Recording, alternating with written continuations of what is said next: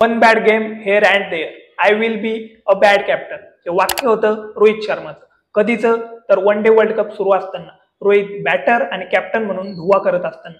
Australia विरुद्धच्या फायनललाही रोहितनं जोर पकडला होता, पण रोहित गेला आणि मग वर्ल्ड कपही.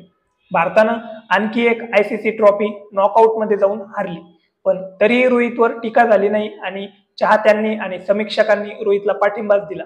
बीसीसीआय त्याच्या पाठीमागे उभं राहील असं एकंदरीत चित्र होतं. हे चित्र बदललं मुंबई इंडियन्सनं. मुंबई इंडियन्सनं हार्दिक पांड्याला ट्रेड करून टीम मध्ये घेतलं आणि मग रोहित शर्माच्या जागी कॅप्टन केलं. आयपीएलचा सगळ्यात सक्सेसफुल कॅप्टन सहज रिप्लेस झाला. या गोष्टीवर रोहित शर्माकडून काहीही प्रतिक्रिया आली नाही. कॅप्टन्सीचा पासा मुंबई इंडियन्सने टाकला असला तरी हा डाव आयपीएल पुरताच मर्यादित असणार नाही. कदाचित बीसीसीआय धाडसी निर्णय घेईल आणि मग शोधावं लागेल एका प्रश्नाचं उत्तर: रोहित शर्माला पर्याय कोण?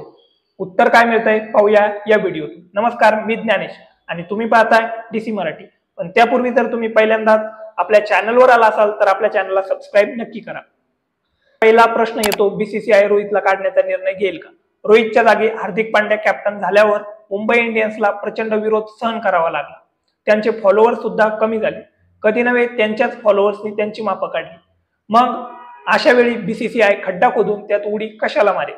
त्यात रोहित T20 वर्ल्ड कप कॅप्टनसाठी पहिली चॉईस असेल असं वृत्त माध्यमांनी दिलं, पण बरोबर एका आठवड्यापूर्वी बीसीसीआयचे सेक्रेटरी जयेश शाह यांनी रोहित T20 वर्ल्ड कपचा कॅप्टन असेल की नसेल याची क्लॅरिटी आत्ताच कशाला हवी असं वक्तव्य करून टेन्शन वाढवलेलं.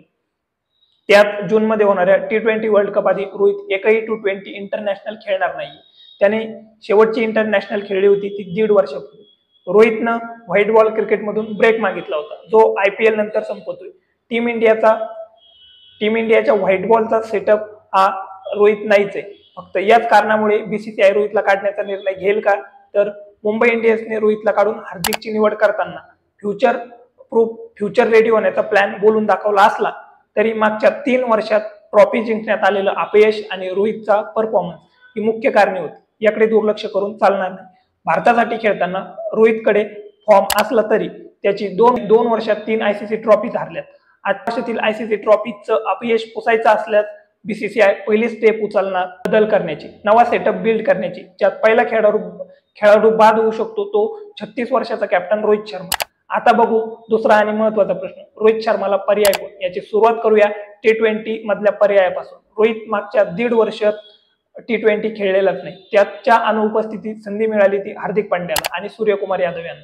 आता या दोघांचा कॅप्टन म्हणून रेकॉर्ड बघायचं झालं तर पंड्याने 16 पैकी 10 मॅचेस जिंकलेल्या आणि सूर्याने 7 पैकी 5. जर कॅप्टन्सीचा परफॉर्मन्सवर काय फरक पडलो तेही सांगतो.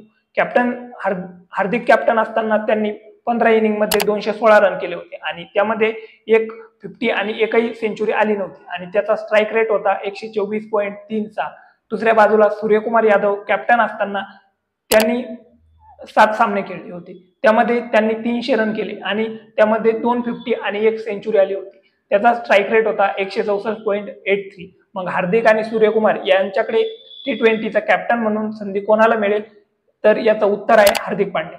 आता यामध्ये सूर्यकुमार यादव T20चा दादा बॅट्समन असला तरी हार्दिक पांड्याने 92 मॅचेस आणि 2 T20 वर्ल्ड कपचा अनुभव आहे.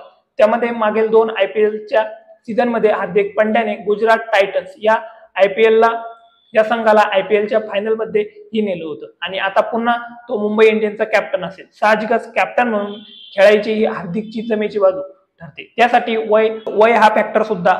सूर्यकुमार जरी नौखा दिसत असला तरी त्याचं वय 33 आहे आणि हार्दिकचं फक्त 30. त्यामुळे T20 इंटरनॅशनल मध्ये कॅप्टन म्हणून रोहितला पर्याय ठरतो तो हार्दिक पांड्या. आता बोलूया रोहित बद्दल. कोहलीच्या अनुपस्थितीमध्ये रोहित शर्माने 45 मॅच खेळल्या होत्या.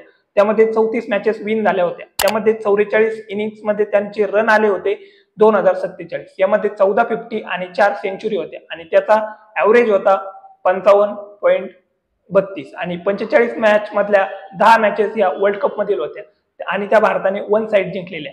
हे विशेष. वनडेला रोहितला रिप्लेस म्हणून 2 पर्याय आहेत, एक KL राहुल आणि दुसरा हार्दिक पांड्याच. KL राहुलच्या कॅप्टन्सीमध्ये भारताने 10 मॅचेस खेळल्या आहेत. त्यामध्ये 7 मॅचेस विजयी झाले आहेत आणि 8 इनिंग्स मध्ये KL राहुलने रन फक्त 225 केले आहेत. त्यामध्ये के.एल. राहुलच्या 350 आल्या होत्या. तर दुसरीकडे हार्दिक पांड्याच्या कॅप्टन्सीमध्ये भारताने 3 मॅचेस खेळल्या होत्या आणि त्यामध्ये 2 विजय झाले होते आणि 3 इनिंग्समध्ये पांड्याचे रन 102 आले होते. यामध्ये एक 50 झाली होती आणि दोघांमध्ये फारसा फरक नाहीये. के.एलच्या कॅप्टन्सीमुळे भारताला कीपर मिळतो आणि पंड्याच्या कॅप्टन्सीमुळे भारताला ऑलराऊंडर मिळतो. या दोघांमध्ये घासून संघर्ष असला तरी व्हाईट बॉलच्या 2 फॉर्मॅटमध्ये 2 वेगवेगळे कॅप्टन ठेवल्यापेक्षा यामध्ये पहिली पसंती मिळते ती पंड्याच्या नावालाच.